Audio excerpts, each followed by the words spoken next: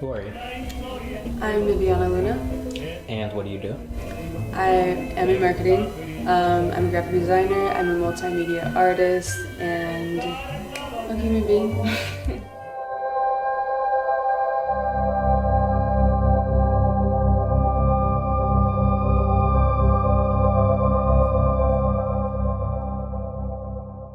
We're at the Agora. The Agora is a gallery on the east side. We're in the middle of a 3-day event, women's show, La Poderosa, and I'm so excited. This is my first 3-day event that I organized, and with art, music, live performances soon. I would love for people to kind of just realize the power of a woman. I feel like there's so many different types of women, obviously. Not everybody has the same personality. Not everybody has the same strengths, the same weaknesses. So everyone has someone to bring, like a lesson to show you. Even just a different aspect of life that you didn't know was precious. I know plenty of people that I've met. It wasn't planned, it wasn't any of that, but because they kind of came into my life at a random point in my life, I appreciate life a little bit more for certain aspects that I didn't before. So I really want people to leave here knowing that this is a healing experience, really. I want them to experience the art and feel connected to it. How has your own art changed the way that you view creativity in women? Through my own practice, I've discovered myself. And I feel like when you discover yourself, whether that's because of healing yourself or with the intention of just creating, you explore parts that allow you to give people more compassion. And so when you are more compassionate, at least in my experience, it's been fun to see and appreciate, I think, what other people can come up with. Because everyone has their own thing, their own style, their own thing to add to the table, like I said, but I feel like it's really interesting because seeing that variety of work, seeing what people come up with, I think is truly inspirational. What different aspects of creativity and innovation do you feel specifically women could bring into the world? I think connection. I feel like there's something about a way that women connect with the world that is so beautiful. I think it's incredible really because whether they're trying to or not, whether they're sociable or not, whether they're trying to just heal themselves, I think it's really powerful because women have such an underlying force of love behind everything that they do, even if they're not trying to. I think it's touching, really, and even in a world where, everything is male-dominated, I think it's incredible seeing other creatives, people that I look up to that are just friends, Most of my friends, though, are people that I really look up to, so I think there's that, too. Do you feel that you express yourself enough through just one type of art, or do you plan to project through multiple outlets? I like everything and anything. I'm not gonna lie, I get bored of the same thing, which is funny because when I started doing art, it was, my mom would tell me all the time, like, do something different, you're only using pencil and paper, it gets boring, and I'm pretty stubborn. So I didn't do that for the longest time, but I feel like once I allowed myself to try other things, once I allowed myself to push my own limits or get out of my comfort zone, I realized that I love multimedia art. I love different, painting one day and then building like a wooden sandcastle the next, or like something that doesn't seem possible but then it works. So I don't think I can ever go back to just one thing if I'm being quite honest.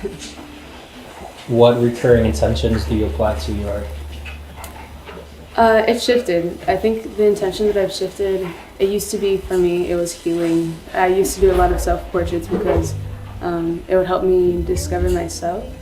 But I think the intention that I have now really is, really the question that I ask myself is like, does it have intention? Does it have purpose? Is it saying something?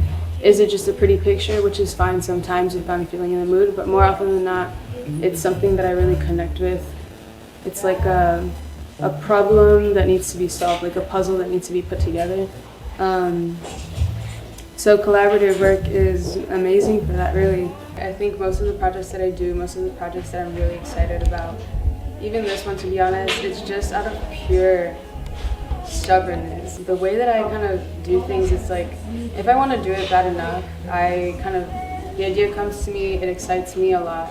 And then I think like, will it be received well? And if I think the answer is yes, or if I think about how to solve the problem of like, no, it's not going to be received well, then I just get so, it's like a decision. It's like, oh, it's gonna happen. It's not even like, how am I gonna make it happen? It's have the idea, okay, cool, like make a few calls, book a spot, get some food, get some music, let's put it together. Or sometimes for collaborations, just like, I'm already starting on the collaboration, by the time that I message the other person, really. I think when it comes to discipline, the hard part is most of it is the internal motivation. There are times though when you don't have that motivation really, so you really have to push it out. You have to just make something. There's a really important technique that I learned from a mentor of mine. He goes by Shapeless. Both him and Aaron Cortez, they were mentors of mine at the time when I was like 18, I want to say. What ended up happening was we would be given pieces of paper. We would be given materials like paint, markers, whatever. It wasn't so that it could be a pretty picture. It wasn't so it could be perfect. It was to combat the idea that we had of perfection. And all we were supposed to do was, okay, think of something random. The first thing that comes to your mind, start drawing it. You only have 10 seconds. And so the apple, okay, and then we would do a round, trade the paper, okay, now something else, something that relates to movies. And then all of a sudden, you do it real quick, and you keep on doing it, you keep on going, you keep on going, you keep on going until eventually you produce something. Most of the time, it was a horrible looking piece of paper, but there were other times where it was really, you could work with it. You can cut out a piece, you can put it on a canvas, you can cut out a piece, you can staple it to a shirt, and I think it was really cool to see how that happened, how it all came together. So really, you're not always gonna have discipline. That's kind of, I think, not realistic, especially for beginners in the creative world. So I think the better way to approach it is just do something. Never stop, and as long as you continue, the ball keep on rolling and it'll work out. You'll realize, in that process of just kind of experimenting, I like doing this. Or you'll do it for so long that you realize like, no, this is not only pretty, this is not only cool looking, this is not only calling to me a bit, but it's also making me realize that my purpose is aligned with the type of work that I'm doing.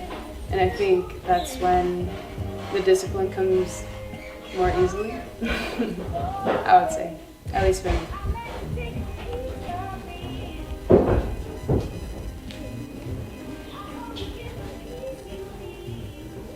Yeah.